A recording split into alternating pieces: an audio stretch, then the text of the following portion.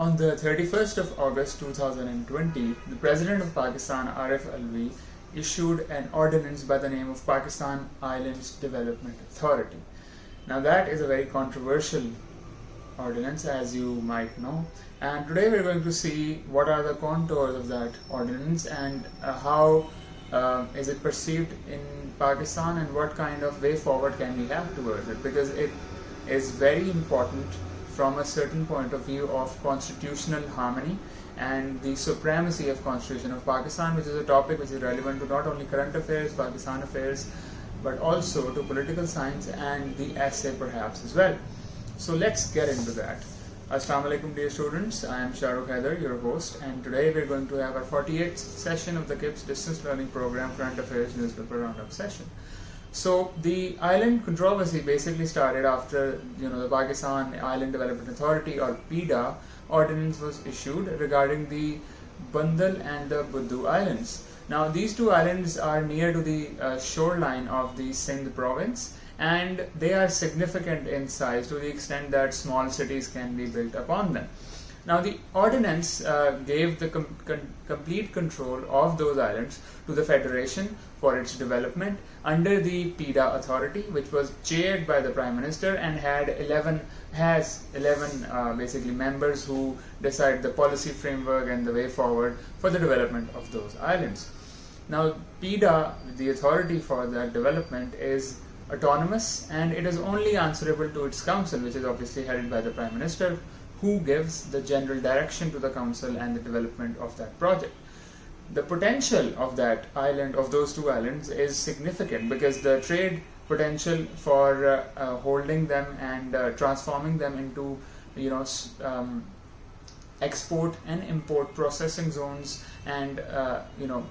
shifting significant amount of burden from the Karachi ports, which are already overburdened, that would significantly enhance the flow rate of trade, export and import in Pakistan and smoothen the entire trade that Pakistan has with the rest of the world, and that would substantially reduce the cost of processing trade, import and export, and definitely save a lot of time of the government, resources and officials, which is why it has a lot of operational potential as well. Moreover, it will create nearly 150,000 jobs, as was claimed by one of the federal ministers, and the tourism potential is also substantial because these islands are quite beautiful, and it is expected that hundreds of thousands of foreign tourists will visit those islands every year, because those islands, since they are divorced from the mainland of Pakistan, they don't really have the kind of threats to tourist potential and the kind of problems that in the past have deterred foreign tourists from coming to Pakistan, which is why those islands present a new tourist opportunity, tourism potential, which has not really been present in Pakistan in recent years. So as a response to that, we have seen that the Sindh government and the federal government's rivalry has once again come into the spotlight. They keep on fighting about the silliest things, to be honest. So Bilawal Bhutto, who is the chairman of the Pakistan People's Party, which is the government in the Sindh province, he compared the federal takeover of those islands to the Indian occupation of Kashmir. Now that was a very stark comparison, and he went a bit too far, I think. But anyhow, and he also accused the PTI federal government of violating the spirit of the 18th Amendment, since the issues of property and land development and projects was devolved to the province after the 18th Amendment. The PTI leaders and ministers in turn blamed the Sindh government for its blindness to harnessing the potential of those islands, when the Sindh government simply does not have the resources or perhaps even the political will to develop those resources on its own. So it should let, ideally, the federal government to do it on its behalf. And the federal leaders and ministers also claimed that majority of the revenue from those islands, once developed, would go to the Sindh government as well. But despite that, the Sindh government, in unequivocal way,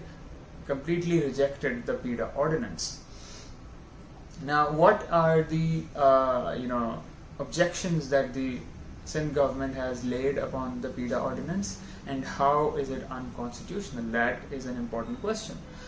But before that, we know that the track record of the PTI government has been poor when it comes to respecting the spirit of the 18th Amendment. In fact,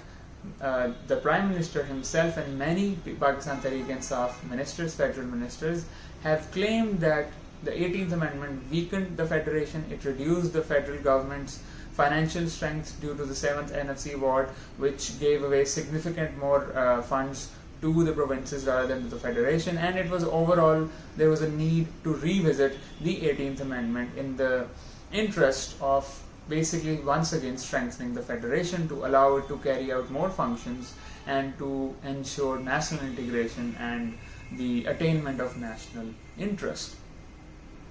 And so this is a kind of narrative that the establishment, the military establishment particularly, shares with the PTI government as well, because since the federation has significantly weakened under the 18th Amendment because it had to devolve a lot of its own powers to the provinces, the military's role in politics has significantly become limited due to distribution of powers.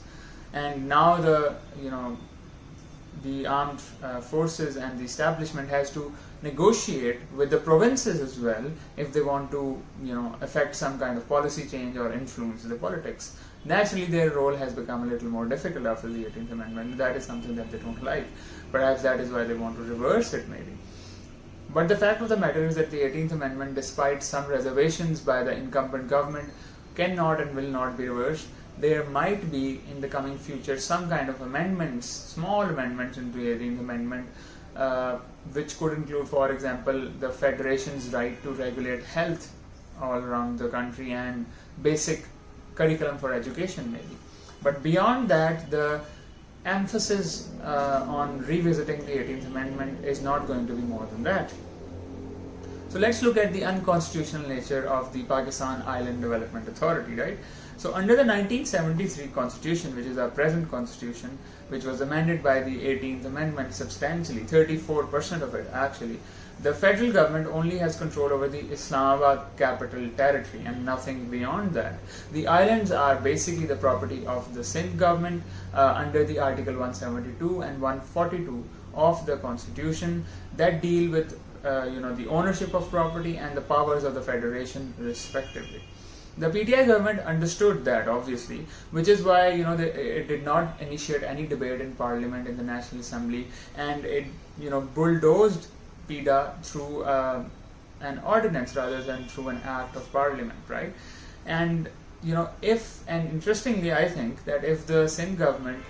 were to take this into the Supreme Court, the chances of the verdict being in the interest of the Sindh government are high, because constitutionally PIDA is not viable. So, but despite all of this, I think that there has been a lot of political